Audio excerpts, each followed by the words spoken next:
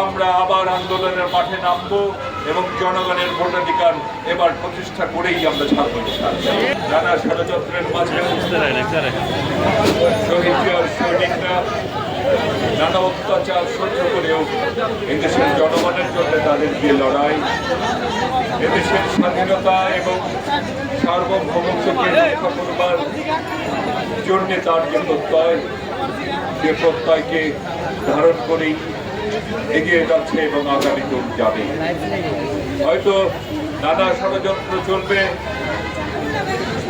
সব ষড়যন্ত্র মোকাবেলা করেই এদেশের জনগণের অধিকার প্রতিষ্ঠার যে লড়াই, সেই লড়াই শহীদ জিয়ার সৈনিকরা সকল বাধা বিপত্তি মোকাবেলা করেই এগিয়ে যাবে এবং জনগণের অধিকার প্রতিষ্ঠা করবে। ভাইরা আমার, এখন পর্যন্ত বাংলাদেশের জনগণের হারিয়ে যাওয়া যে ভোটাধিকার, তা আমরা এখন পর্যন্ত তাদের কাছে ফিরিয়ে দিতে পারি।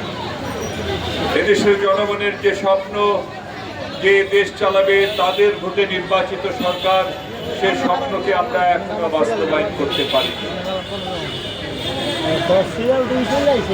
আমরা আমাদের আন্দোলন হয়তোবা অতি কিছুটা কমেছে, কিন্তু যদি আমরা দেখি জনগণের ভোটাধিকার অর্জনের যে লড়াইয়ের পথে আবারও নতুন করে কোনো ষড়যন্ত্র শুরু হয়, তবে আমরা আবার আন্দোলনের মাঠে নামবো এবং জনগণের ভোটাধিকার এবার প্রতিষ্ঠা করেই আমরা ছাড়বো। যেভাবে হাসিনা এদেশের জনগণকে বঞ্চিত করেছেন, ভোটাধিকার বঞ্চিত করেছেন,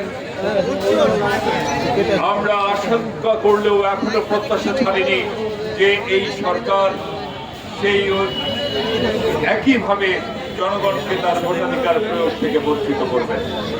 আমরা চাই ইন্টারিম গভর্নমেন্ট অতি দ্রুত বাংলাদেশে একটি ফ্রি অ্যান্ড ফেয়ার ইলেকশনের ব্যবস্থা করবেন এবং জনগণের দেশকে জনগণের হাতে ফিরিয়ে দেবেন।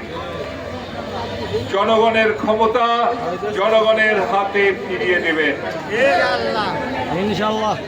আপনাদেরও যদি শেখ হাসিনার মতো ক্ষমতার লোভ জন্মে, তাহলে তা হবে অত্যন্ত দুঃখজনক একটি ঘটনা।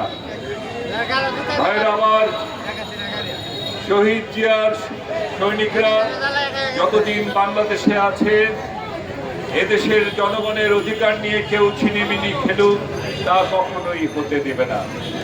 শহীদ জিয়ার সৈনিকরা যারা তার আদর্শকে ধারণ করে বাংলাদেশে লড়াই করে যাচ্ছে, জনগণের গণতান্ত্রিক অধিকার নিয়ে কেউ ছিনিমিনি খেলুক, তাও কিন্তু সহ্য যেমন করবে না, ঠিক তেমনি ভাবে এদেশের স্বাধীনতা এবং সার্বভৌমত্বকে নিয়ে কেউ ছিনিমিনি খেলুক, তাও কিন্তু তারা সহ্য করবে না। আমরা লক্ষ্য করছি ভিন দেশে থেকে পতিত স্বৈরাচার নানা রকম কনস্পিরেসি করছেন, এদেশে একটি অস্থিরতা সৃষ্টি করবার চেষ্টা করছেন। আমরা হুঁশিয়ার করে বলে দিতে চাই, শহীদ জিয়ার সৈনিকদের ধৈর্যচ্যুতি ঘটাবেন না। যদি তেমন কোনো আপনারা বাধ্য করেন, যে দেশে আছেন সেখান থেকেই কিন্তু আমরা তুলে নিয়ে এসে আপনাকে বিচারের দাঁড় করাই, আমরা দাঁড় করাবো।